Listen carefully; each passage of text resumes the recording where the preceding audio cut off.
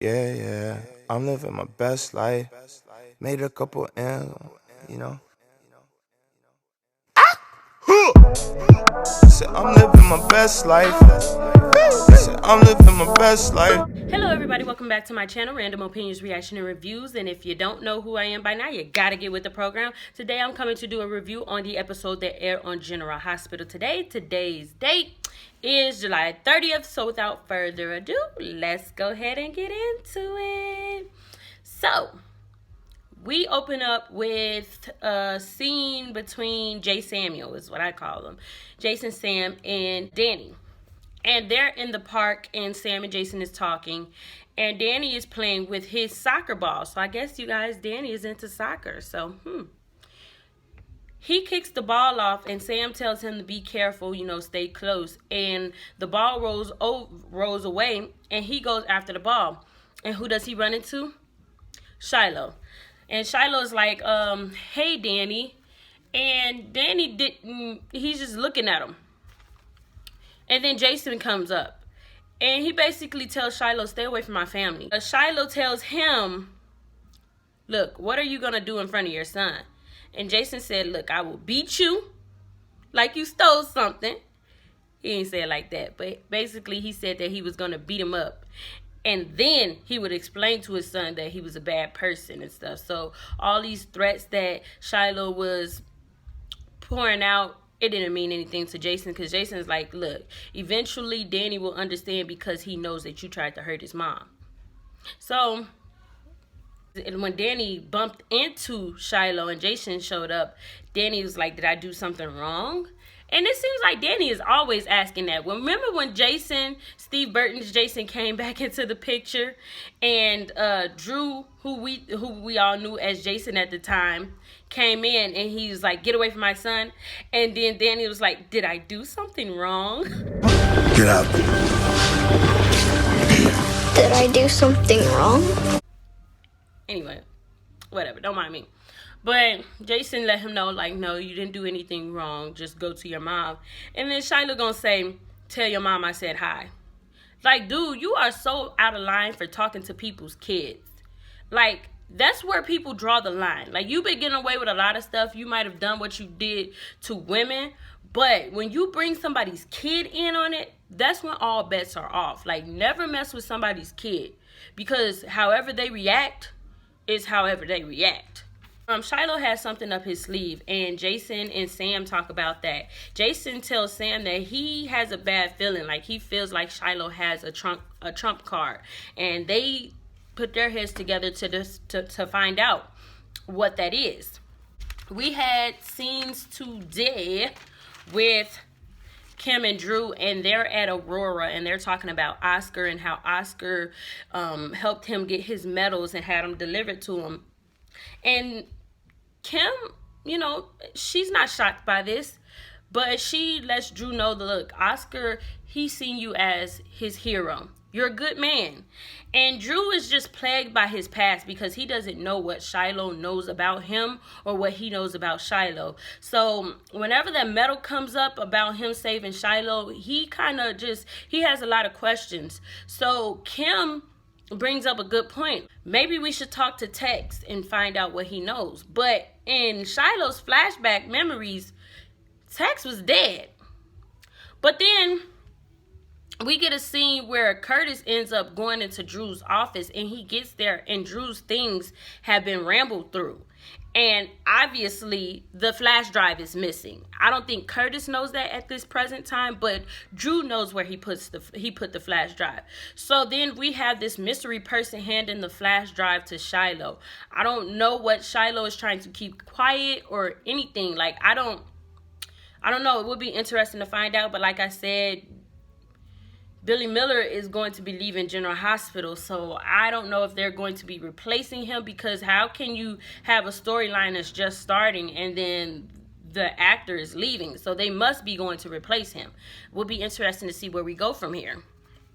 We have scenes today between Jordan, Stella, and Curtis, and they're at the Metro Court eating, and they're talking, laughing, and then the topic of Stella's genealogy comes up, and come to find out, this relative that they know nothing about is actually closer in relation than Stella believed they were in the first place. And the reason why they know that is because Jordan had somebody, a close friend that she had in forensics, find this piece of information out. So now Jordan wants to get on the ball with finding out who this relative was. And I thought it was funny how Curtis is like, auntie, look, I know that Thomas and I were your main priorities, but if you have a child out there, like, you can tell me. And she yells out loud, boy, are you crazy? Basically, like, boy, are you crazy? And then she had to gain her composure back. Like, I don't have some secret child out there. She couldn't even believe he even mentioned that. He's like, auntie, I know, I just wanted to get it across so you know that everything is okay. We want to find out who this relative is. But before they all end up leaving and going their separate ways, Curtis ends up telling Jordan to leave it alone. And that's what Stella wants done. So I'm guessing that he's honoring the wishes of Stella, because Stella wants Jordan to stay out of it. She's done her due diligence and tried to find out who this relative is, and she's met dead ends. So she just wants everything to be done and over with. I don't know. I still think that Trina is this relative, but I've been hearing a bunch of different theories how, you know, Stella and her sister are not blood related, and she's going to find this out, and then Jordan's going to end up being her daughter. I hope that the writers do not go this route. Please, like, help, like, please don't do this. Make Trina her grandchild or something. Her grandniece. I don't know, like, or bring in somebody completely different. Do not make Stella Jordan's mother. That would be a big mistake, because we're not even that invested in Jordan like that, you know? We have a scene between Peter and LuLu today, and she's clearly getting drunk. She's drinking her sorrows away. She's a hot mess, actually. And I guess she called off from work. She needed a personal day, so Peter came to pick up something that he had left behind from the night when he was watching Rocco. And he wanted to check in on LuLu, and LuLu is a hot mess. And she understands, like I said, you guys, she understands everything that's going on with Dante, but she just loves him. She wants her husband home. So she's going through a lot. And Peter has the nerve to call Dante an idiot. Now, at first, I thought he was trying some, like, reverse psychology on LuLu, but it was clear that he was serious after their conversation. So it came to the point where LuLu had to defend Dante and let him know, look, you have no right. Like, you haven't experienced love, and this love that you have for Maxie is going to meet bumps in the road, and you're going to have, your love will be tested. And this is what's going on with me and Dante. Dante is a good man. He's remarkable. He's a good father. You know, she was raving about him, and she said all the bad things that they had in their relationship paled in comparison to the good that they had, you know. And it was good to hear her talk about the good things that they had, you know. She completely understands that Dante has PTSD, and he left their family to protect their family. And Peter, by the end, he's like, look, I understand that, but really, I just believe that if Dante loved you, he would be back. And Peter, you have no right to talk. You cannot judge somebody that you don't even know.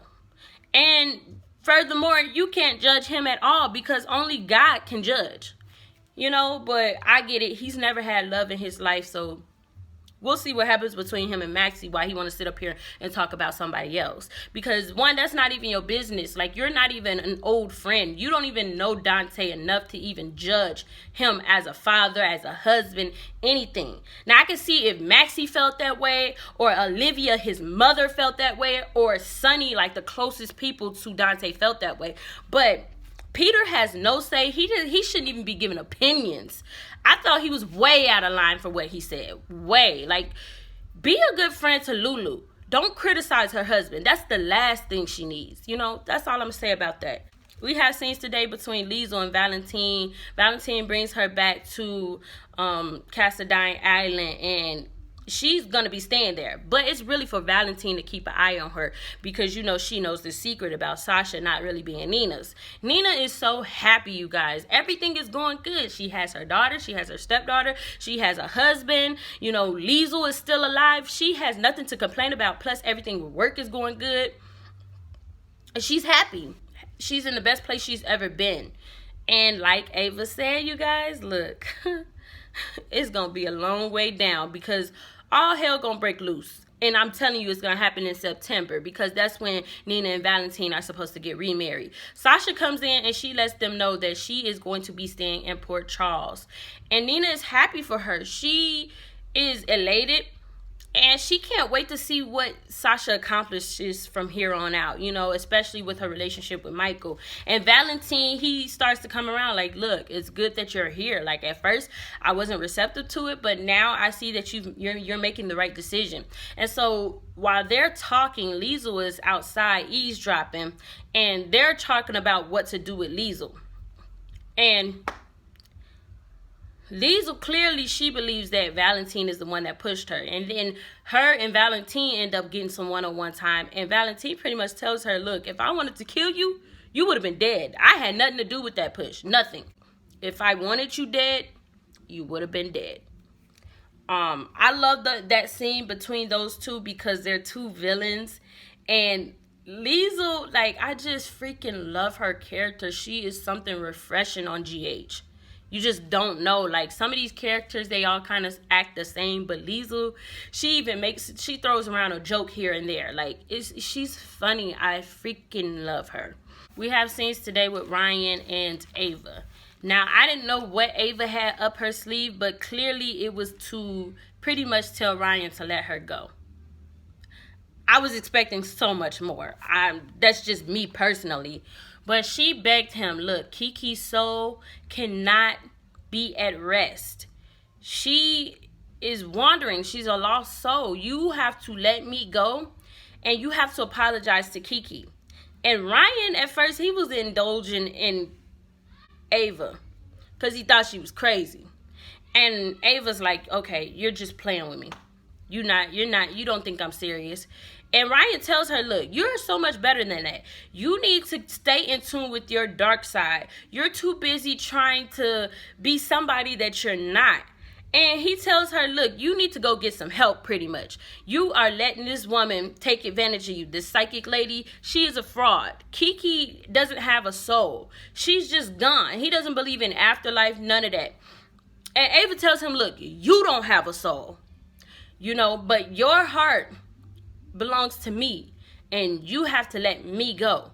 You know, I don't love you. There's nothing that we'll ever have. Let me go. Ryan is intrigued by all the threats she throws out, and he's like, that's my girl. Like, we'll forever be entangled and bounded together, you know? And I just feel so sorry for Ava. I get that she's not the perfect person in the world, and I get that she's made a lot of mistakes. But just because somebody has made mistakes doesn't mean that we have the right to judge them, you know? But she's trying to do what she deems right in order for Kiki to rest in peace. So, and also, it was crazy how Ryan pretty much just told Ava he didn't regret killing Kiki. He didn't regret that time he spent with Ava. And Ava got under his skin. She called him a rapist. And he said, no, you consented to having intercourse with me. And Ava says, no, I consented to have intercourse with Kevin.